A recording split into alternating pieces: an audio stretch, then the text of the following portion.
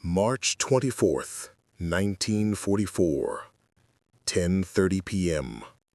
The pine forests surrounding the German prisoner of war camp, Stalag Luft III, were saturated with a bone-chilling darkness.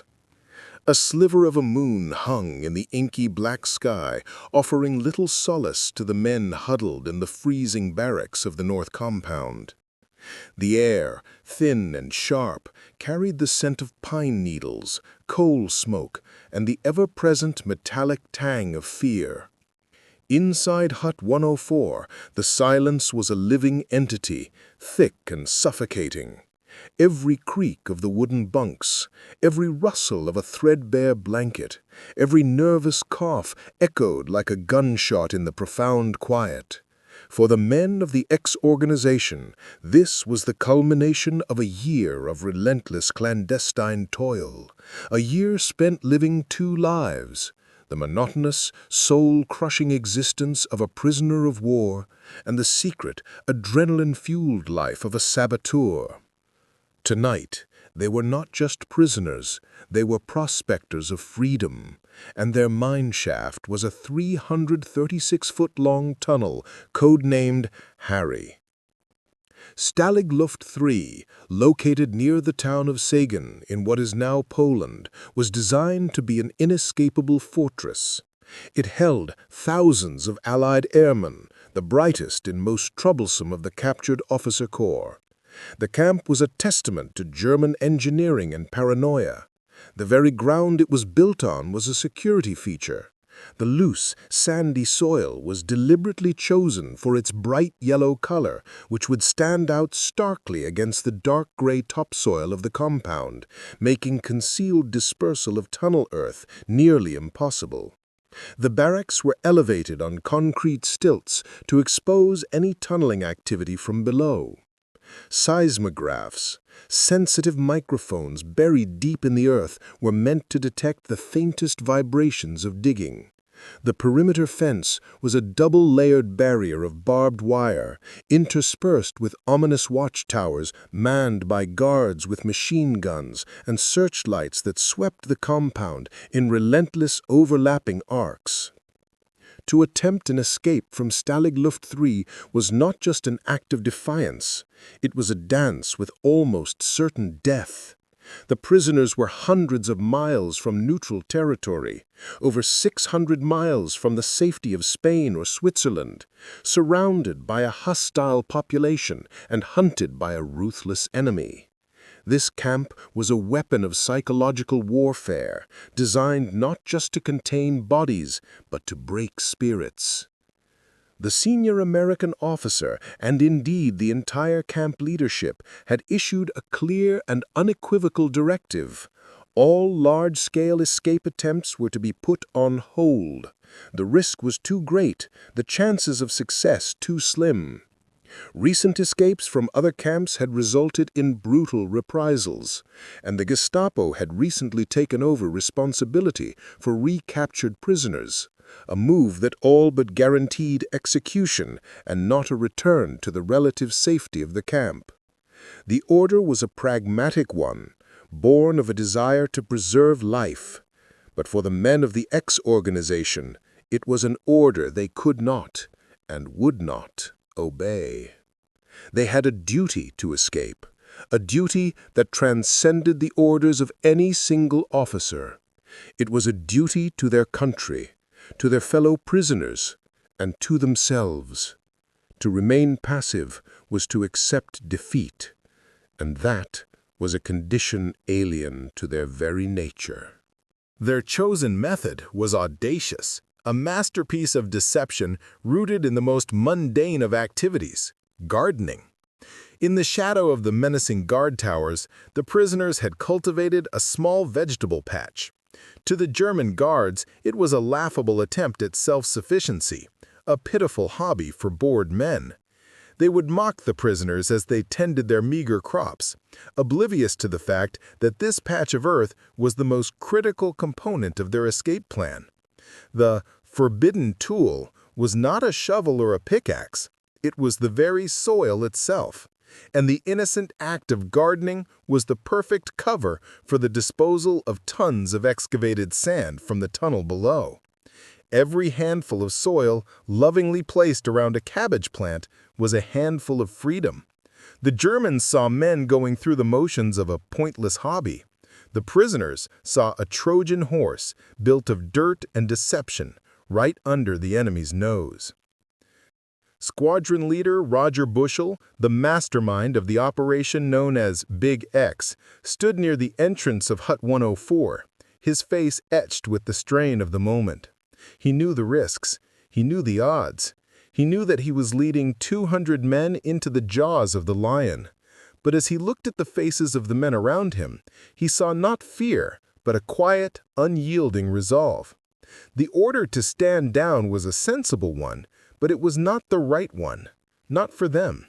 With a slight nod, Bushell gave the signal.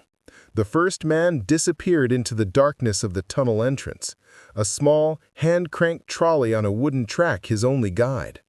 The great escape had begun. It was a monumental gamble that would either deliver them to freedom or to the firing squads of the Gestapo. There was no turning back. At the heart of this audacious plan was a man whose pre-war life seemed a world away from the grim reality of Stalag Luft III. Squadron Leader Roger Bushell was not a career soldier. He was a barrister, a man of the law, who had honed his intellect in the hallowed halls of Cambridge University. His world was one of logic, reason, and the meticulous construction of arguments. He was a champion skier, a fluent speaker of 9 languages, and possessed an unyielding belief in the power of the human will to overcome any obstacle. Before the war, his battles were fought in courtrooms, his weapons the precise and persuasive power of words. He was a man who understood systems, who could identify their weaknesses and exploit them with ruthless efficiency. This legal mind, this ability to deconstruct a complex problem into its constituent parts, would become his greatest weapon in the war against the German Reich. Shot down in 1940, this was not his first taste of captivity, nor his first attempt at freedom. He had already escaped twice from other camps, only to be recaptured. His time on the run, especially his months in Prague being sheltered by the Czech resistance, had filled him with a cold, burning hatred for the Gestapo and the entire Nazi regime. He had witnessed their brutality firsthand, and it had transformed his duty to escape into a personal vendetta. He saw Stalag Luft III not as a prison, but as a flawed legal argument, and he was determined to pick it apart piece by piece until it collapsed. He was the benevolent dictator of the escape committee, a charismatic and driven leader who demanded absolute loyalty and precision from his men. The escape from Stalag Luft III was not just a desperate bid for freedom, it was a calculated act of war. The year was 1944, and the tide of the conflict was beginning to turn in favor of the Allies, but the war was far from over. On the Eastern Front, the Soviet Union was locked in a brutal and bloody struggle with the Wehrmacht. In the West, the Allies were preparing for the largest amphibious invasion in history, Operation Overlord, the D-Day landings in Normandy. Every German soldier, every piece of equipment, every ounce of logistical support that could be diverted to hunt for escaped prisoners was a resource that could not be used on the front lines. Bushell and the X organization knew this. Their escape was intended to be a strategic disruption, a second front behind enemy lines that would sow chaos and confusion and tie up valuable German resources. These were not just enlisted men, they were highly trained pilots, navigators, and bombardiers, the intellectual elite of the Allied air forces. Their duty, as they saw it, was to rejoin the fight in the most unconventional of ways. Bushell's vision was to get 200 men out, not just a handful. He wanted to force the German High Command to divert thousands of troops from the front lines to a massive, embarrassing manhunt. Bushell was the architect, but he was not alone. The X organization was a veritable army of specialists, a testament to the ingenuity and resourcefulness of the Allied airmen. It was a complex, compartmentalized structure designed to maximize efficiency and security, involving over 600 prisoners in various roles. There was Lieutenant Commander Jimmy Buckley, a brilliant engineer who designed the tunnel's ventilation system, a masterpiece of improvisation crafted from stolen pipes and powered by a hand-cranked bellows. Flight Lieutenant Tim Wallen, a former commercial artist, was the master forger in charge of Dean and Dawson, the code name for the forgery department.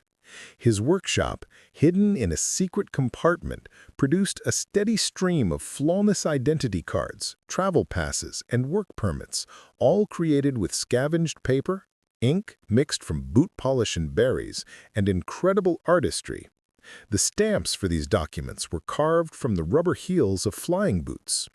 Flight Lieutenant Gilbert Wallen, a former intelligence officer, ran the camp's intelligence service, bribing and blackmailing friendly German guards for maps, train timetables, and other vital information. Al Haig, a Canadian pilot, became the compass maker, fashioning over 400 compasses from melted phonograph records for the casings and magnetized fragments of razor blades for the needles. Des Plunkett, another artist, was the head of the map-making department, creating thousands of detailed maps of Germany and occupied Europe, copied onto whisper-thin tissue paper that could be easily concealed. Tommy Guest, a master tailor, and his team converted military uniforms into plausible civilian clothing, using dyes made from coffee grounds, berries, and even shoe polish, and restitching them with incredible skill. And then there were the penguins, the men responsible for the most dangerous and difficult job of all, the disposal of the excavated sand. They would fill small, sausage-shaped bags made from socks and trouser legs with the bright yellow sand from the tunnel, tuck them into their trousers, and then, with a casual shuffling gait, they would release the sand onto the campgrounds, mixing it with the darker topsoil. It was a slow, painstaking process, and a single mistake could betray the entire operation. Overseeing it all was the camp's security force, the Stooges, who devised an elaborate system of signals, a misplaced book, a cough, a certain way of holding a rake, to warn the diggers of an approaching ferret. As the tunnels grew longer, so too did the risks. The German guards, or ferrets as the prisoners called them, were becoming increasingly suspicious. They knew something was afoot. They conducted surprise inspections of the barracks, their hobnailed boots echoing on the wooden floorboards as they searched for any sign of tunneling activity. They would probe the ground with long metal rods, hoping to strike the hollow void of a hidden tunnel. The prisoners developed an elaborate early warning system of stooges, lookouts posted at strategic points around the camp, who would signal the approach of a ferret, giving the diggers precious seconds to conceal their work. The rhythmic thud of the ferret's probes became the soundtrack to their clandestine work, a constant reminder of the ever-present danger. On several occasions, a ferret came within inches of a concealed trapdoor or a hidden bag of sand. The psychological toll on the men was immense. They suffered from claustrophobia, exhaustion, and the constant gnawing fear of discovery. Radio intercepts brought news of the Gestapo's increasingly brutal methods. The stakes were getting higher with each passing day. Time was running out. They had to get out, and they had to get out soon. The genesis of the Great Escape was born not in a moment of dramatic inspiration, but in a series of quiet, meticulous observations. Roger Bushell, with his barrister's eye for detail, had spent months studying the camp's routines, its rhythms, and its blind spots. He noticed that the German guards, products of a rigid, hierarchical system, were creatures of habit. They patrolled the same routes at the same times each day. They were thorough, but they were not imaginative. They were looking for the obvious, for the telltale signs of a conventional escape attempt. They were not looking for a vegetable garden. The aha moment came when Roger Bushell realized that the Germans' own meticulousness could be used against them. The camp was built on a foundation of loose, sandy soil, a nightmare for tunnelers. The excavated sand was bright yellow, a stark contrast to the dark, peaty topsoil of the compound. Disposing of it was the single greatest challenge they faced. And then Bushell saw it. He saw the prisoners, in their small, allotted plots, turning over the dark soil, preparing it for planting. He saw the guards watching, amused by this futile attempt to bring a touch of home to this desolate place. And in that moment, he understood. The garden was not just a hobby. It was the key. It was a pre-made, officially sanctioned, and entirely overlooked disposal site for tons of incriminating yellow sand. The Germans' laughter was the sound of their own undoing. The plan was as simple as it was brilliant. In fact, Bushell's masterstroke was to order the simultaneous construction of 3 tunnels: Tom, Dick, and Harry. This was a security measure of genius. If one tunnel was discovered, the Germans would relax their guard, assuming they had found the one and only escape attempt. Tom, which started in Hut 123, was discovered in September 1943, and just as Bushell predicted, the Germans became complacent. They celebrated their vigilance, never suspecting that Tom was, in effect, a sacrificial lamb. The work on Harry, which began in Hut 104, continued with renewed vigor. The penguins, with their trousers full of sand, would wander over to the vegetable garden. They would kneel down, pretending to tend to the plants, and as they did, they would release the sand from their makeshift bags, mixing it into the freshly tilled soil. It was a slow, laborious process, but it was almost undetectable. The sheer scale of the operation was staggering. Over the course of a year, the prisoners excavated and disposed of over 100 tons of sand, 1 trouser leg full at a time. The tunnel itself was a marvel of engineering. Dug 30 feet beneath the surface to evade the seismographs, it was a cramped, claustrophobic space, just 2 feet square. The walls were shored up with bedboards purloined from the prisoners' own bunks, over 4,000 of them, carefully calculated so that no single bunk would look suspicious. A small hand-cranked trolley on a wooden track made from stolen Red Cross crates was used to ferry men and equipment to and from the tunnel face. The air, thick with the smell of damp earth and human sweat, was supplied by an ingenious ventilation system. A pump crafted from kit bags, hockey sticks, and clim milk tins that pushed fresh air through a pipeline also made from the milk tins. It was a testament to the prisoners' ingenuity and their unyielding will to be free. The work was grueling and dangerous. Cave-ins were a constant threat. The air was often foul and difficult to breathe. The men worked in shifts around the clock in almost total darkness, their only light coming from small fat-burning lamps made from stolen margarine. But they persevered, driven by the hope of freedom and the shared sense of purpose that united them. From the perspective of the German guards, the prisoners' sudden interest in horticulture was a source of mild amusement. They saw it as a sign of resignation, of men who had accepted their fate and were now seeking solace in simple pastoral pursuits. They would watch as the prisoners meticulously tended their small plots, planting seeds and watering the soil with a devotion that seemed almost comical in its intensity.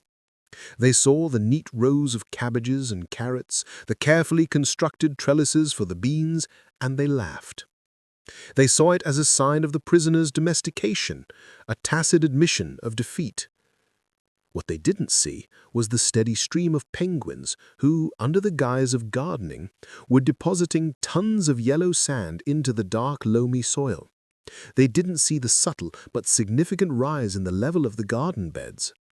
They didn't see the almost imperceptible change in the color of the soil as the yellow sand was mixed in. They saw what they wanted to see: a group of defeated men playing at being farmers. Their own prejudices, their own sense of superiority had blinded them to the truth. The vegetable garden was not a symbol of surrender. It was a Trojan horse, a brilliant piece of psychological misdirection that allowed the prisoners to carry out their audacious plan right under the noses of their captors. On the night of March 24, 1944, the moment they had all been waiting for finally arrived. Harry was complete. The tunnel stretched for 336 feet. From the relative safety of Hut 104, its entrance concealed beneath a stove, to the edge of the forest that lay beyond the perimeter fence. The first man, Johnny Bull, entered the tunnel at 10:30 p.m. But almost immediately they hit a snag. The exit shaft was frozen solid. It took an hour and a half of frantic, desperate digging to break through to the surface. And when they did, they discovered a far more serious problem. The tunnel was short of the tree line. It emerged in the open, in full view of a nearby guard tower. What followed was a slow, agonizing trickle of men into the darkness. The plan had been for 200 men to escape, but the delay at the exit shaft and the ever-present threat of discovery meant that only a fraction of that number would make it out. A quick-thinking system of rope signals was devised to let the next man know when the sentry was looking away. The tension in Hut 104 was unbearable. The men waited, their forged documents and escape kits clutched in their hands, listening for the sound of the alarm that would signal the end of their dream. Each man's journey through the tunnel was an ordeal in itself. Pulling themselves along on the trolley, in the pitch black, the damp, sandy walls just inches from their face, the stale air thick in their lungs. By dawn, 76 men had made it through the tunnel and into the surrounding forest. But then disaster struck. A German guard, on his way back to the camp for a break, stumbled upon the tunnel exit. The alarm was raised. The escape was over. The controlled collapse of the German security apparatus had been a stunning success, but the Great Escape itself had been a partial one. In the immediate aftermath of the escape, the German response was one of disbelief, followed by fury. The sheer audacity of the plan, the meticulousness of its execution, was a profound embarrassment to the Luftwaffe and the camp's commandant, Oberst Friedrich Wilhelm von Lindener-Wildau. The search for the escaped prisoners, codenamed the Befehl, was one of the largest manhunts in the history of the Third Reich. It involved thousands of soldiers, police, and Hitler Youth, all sworn to find the fugitives at any cost. A direct order from a furious Adolf Hitler demanded that more than half of the recaptured men be executed as a deterrent. The legend of the Great Escape was born in the interrogations of the recaptured prisoners. They told stories of a vast, well-organized network of helpers, of safe houses and resistance fighters, of a ghost army that had spirited them away in the dead of night. They painted a picture of an operation so vast, so complex, that it could only have been the work of a massive, clandestine organization. In reality, it was the work of a few hundred determined men with nothing more than their wits and their courage to guide them. But the legend took hold. The Germans, desperate to explain their own incompetence, were all too willing to believe it. And so, the story of the Great Escape grew, a testament to the power of deception and the indomitable spirit of the men who had dared to dream of freedom in the heart of the enemy's empire. For the 76 men who made it out of Stalag Luft III, the fleeting taste of freedom was a potent elixir. But for the thousands left behind, the discovery of Harry was a moment of both bitter disappointment and profound pride. The sheer scale of the achievement, the years of silent clandestine labor, the ingenuity of the tools and techniques, all of it was a source of immense admiration. The men of the X organization were no longer just fellow prisoners, they were legends. In the days that followed, as the grim reality of the escape's aftermath began to set in, a quiet and solemn respect settled over the camp. Men would approach the members of the tunnel-digging teams, not with questions or recriminations, but with a simple nod of the head, a gesture of solidarity that spoke volumes. One young American pilot, captured only weeks before, was heard to remark to a friend, "I've been in this man's army for 2 years, and I've never seen anything like it. Those men, they're the bravest damn men I've ever met." The validation came not from generals or politicians, but from the men who had shared the same mud, the same meager rations, the same fading hope, and in the bleak calculus of prison life, that was the only recognition that truly mattered. The official reckoning came swiftly and brutally. The Gestapo descended on Stalag Luft III with a chilling efficiency. The camp commandant, von Lindener-Wildau, a man of the old school who had treated the prisoners with a degree of professional respect, was arrested and charged with incompetence. The ferrets, the German guards responsible for security, were subjected to intense and humiliating interrogations. But the full weight of the Reich's fury fell upon the recaptured escapees. Of the 73 men who were recaptured, 50 were executed by the Gestapo, a flagrant violation of the Geneva Convention. They were murdered in small groups, on lonely roadsides, under the guise of being shot while trying to escape. The executions were a cold, calculated act of revenge, a message to the remaining prisoners that the rules of war no longer applied. For Roger Bushell, the architect of the escape, the end came on a lonely road near Saarbrücken. He was shot in the back of the head by a Gestapo officer, his dream of freedom extinguished in a single brutal act of extrajudicial murder. The debriefing for the surviving members of the ex-organization was a grim and somber affair. They were interrogated not by their own officers, but by the grim-faced men of the Gestapo, their questions laced with a barely concealed menace. The prisoners, even in the face of death, remained defiant. They gave up nothing. They spoke only of their duty to escape, of the inherent right of every prisoner of war to resist his captors.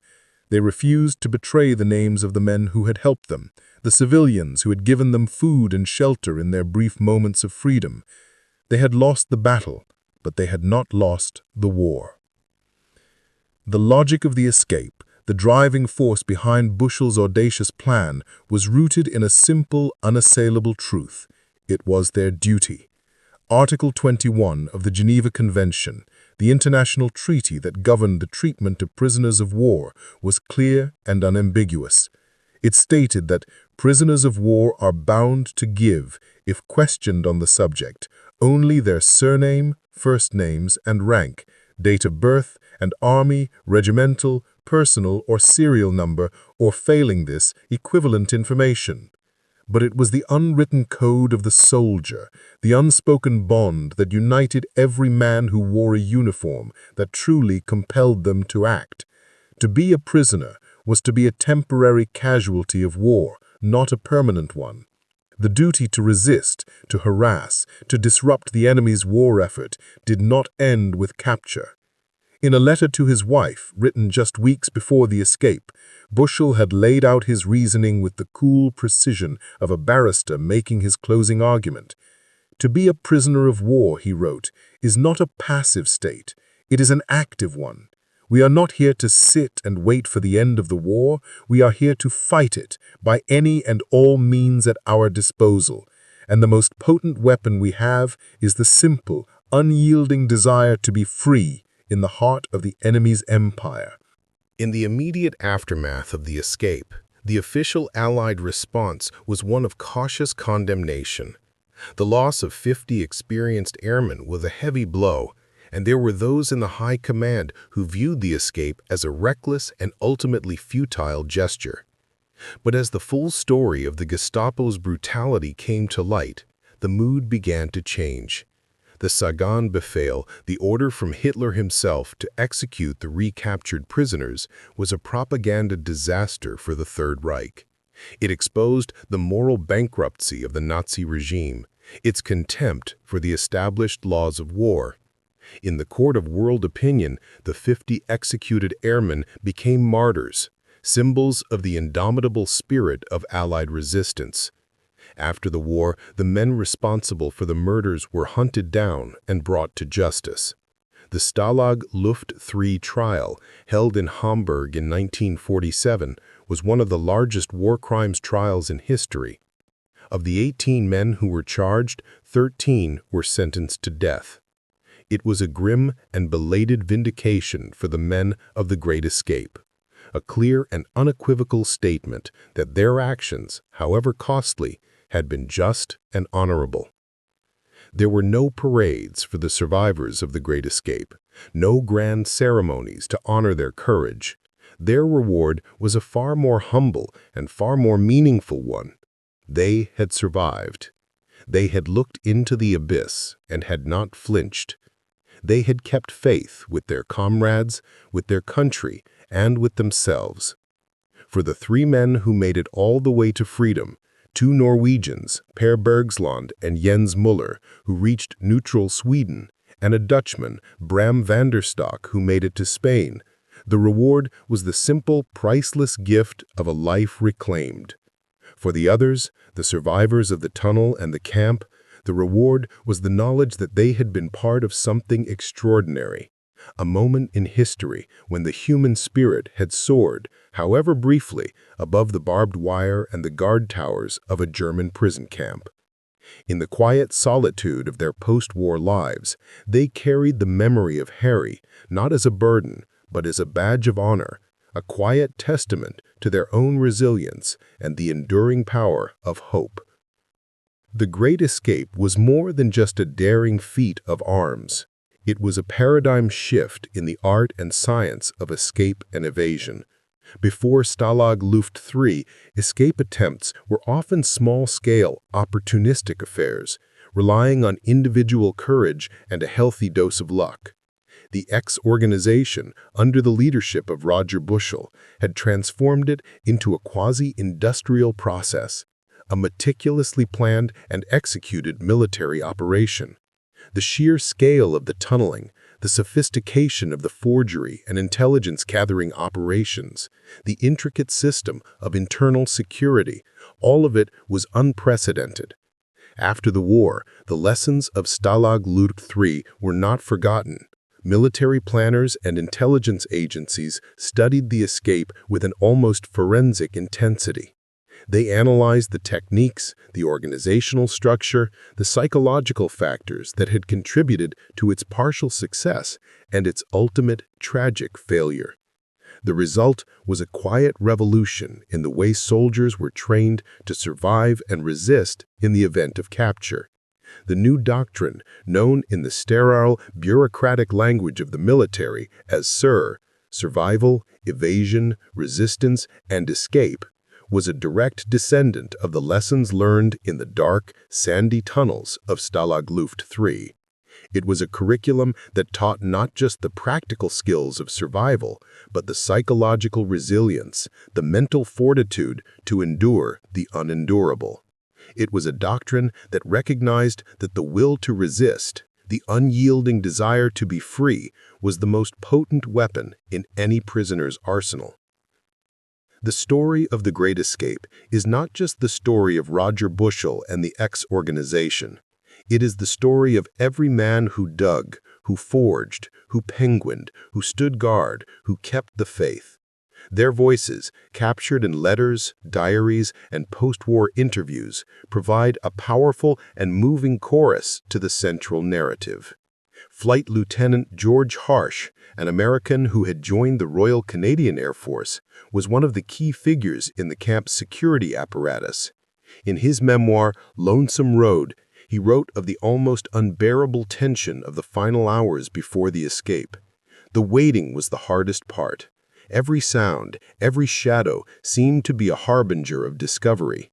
We had come so far, had worked so hard, and it could all be for nothing. But there was no fear. There was only a kind of quiet, collective resolve. We were going to see this thing through, come what may. Squadron Leader Jimmy James, another of the key organizers, recalled the moment he emerged from the tunnel into the cold night air. It was like being born again. The air was so fresh, so clean. I could smell the pine trees. After so long underground, it was the most beautiful smell I had ever known. I was free. It was only for a little while, but in that moment, it was everything. And then there were the men who were left behind, the ones who never made it into the tunnel. In a letter to their parents, a young American pilot wrote of the morning after the escape, of the strange mixture of pride and sorrow that hung over the camp. You could feel it in the air. Something momentous had happened. We had struck a blow. We had shown them that we were not beaten, that our spirits were not broken.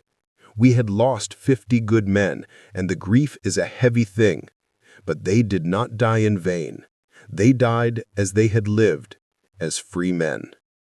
For the men who survived the Great Escape and the war, the return to civilian life was often a difficult and disorienting experience. They had been to the edge of human endurance and had come back changed. How does a man who spent a year meticulously plotting the downfall of a prison camp, who memorized the patrol schedules of his captors, and who crawled through 300 feet of suffocating darkness, simply return to a 9-to-5 job? They were no longer the carefree young men who had gone off to war with a sense of adventure and a thirst for glory. They were older, sadder, and wiser. They had seen the best and the worst of humanity, and the memory of it would stay with them for the rest of their lives, a constant low hum beneath the surface of their new peaceful existence. They became masters of compartmentalization. By day, they were the unassuming neighbor, the quiet colleague, the loving father. But in the quiet moments, they carried the ghosts of Stalag Luft III. They carried the memory of the camaraderie, the shared electrifying purpose of the X-organization, and they carried the faces of the 50. For many, a profound unspoken pact of silence took hold. They did not boast of their exploits. Their experiences were too sacred, the cost too high for casual storytelling. Bram van der Stok, the Dutch pilot who was one of the 3 to make it all the way to freedom, was a perfect example of this quiet dignity. After an incredible journey through occupied Europe, he made his way to Spain and then to England, rejoining the RAF and flying combat missions until the end of the war. But afterward, he returned to his medical studies at Utrecht University. He became a respected doctor, dedicating his life to healing and preserving life, a stark, deliberate contrast to the destructive chaos he had endured. For decades, he rarely spoke of his wartime experiences, preferring the quiet, ordered world of medicine to the chaotic memories of the past. It was not until much later in life that he wrote his memoirs, not for glory, but to set the record straight. Per Bergslund and Jens Müller, the 2 Norwegians who escaped to Sweden, also returned to quiet, unassuming lives in their liberated homeland. They had done what was asked of them and more, but they did not see themselves as heroes. They were simply soldiers who had done their duty, a duty that continued far behind enemy lines. The survivors of the camp, the hundreds of men who had been a part of the great endeavor but had not escaped, also returned to their homes and their families. They traded the clandestine world of forged documents and secret codes for the mundane rhythm of mortgages and school runs. They became lawyers and doctors and teachers and businessmen. They built new lives for themselves, but they never forgot the lessons of Stalag Luft III. They had learned the value of courage, of camaraderie, of the indomitable power of the human spirit to triumph over adversity. And in the quiet moments of their lives, in the stillness of the night, when the sounds of the modern world faded away, they would sometimes remember the smell of the pine trees, the taste of freedom, and the faces of the men who had not come home. Decades later, in the quiet twilight of his life, George Harsh, the American who had been in charge of security for the escape, was asked the question that had hung over the operation for years. In an interview, facing a historian, he was asked if he had any regrets, if he ever wondered if the cost, the 50 lives brutally taken by the Gestapo, had been too high. His answer was a powerful and moving testament to the spirit of every man in that camp, the final, irrefutable argument for their actions. Regrets? No, I have no regrets. We knew the risks, we all did, but we also knew that we had to do something. To just sit there, to accept our fate, that was not an option. We had to show them, and we had to show ourselves that we were still men, that we were still free in our hearts and in our minds, even if our bodies were imprisoned. The 50 men who died, they were my friends. I mourn them to this day. But they would not want us to regret what we did. They would want us to remember why we did it. We did it for freedom, and that is a cause for which no price is too high. His words were not an excuse, but a declaration. It was the final moral argument for the Great Escape, delivered by a man who had lived it. The objective was never just about getting men home. It was a calculated act of war, a moral imperative to resist tyranny in its very heartland. The escape was an affirmation that you can imprison a man's body, but you cannot chain his spirit. And maybe that's the real lesson of the Great Escape, a lesson written in the sandy soil of Sagan and paid for in blood. That the true measure of a man is not to be found in the absence of fear, but in the courage to act in spite of it. The prisoners in Stalag Luft III built an entire ventilation system out of Klim milk tins and powered it by hand. What do you think is the single most ingenious piece of improvisation described in this story? If you found this story of courage and ingenuity as inspiring as we did, please take a moment to like this video and subscribe to our channel, World War II Explained. And in the comments below, let us know what other stories of unsung genius from the Second World War you'd like to see us cover. Your support helps us to continue to bring these incredible stories to light. Thank you for watching.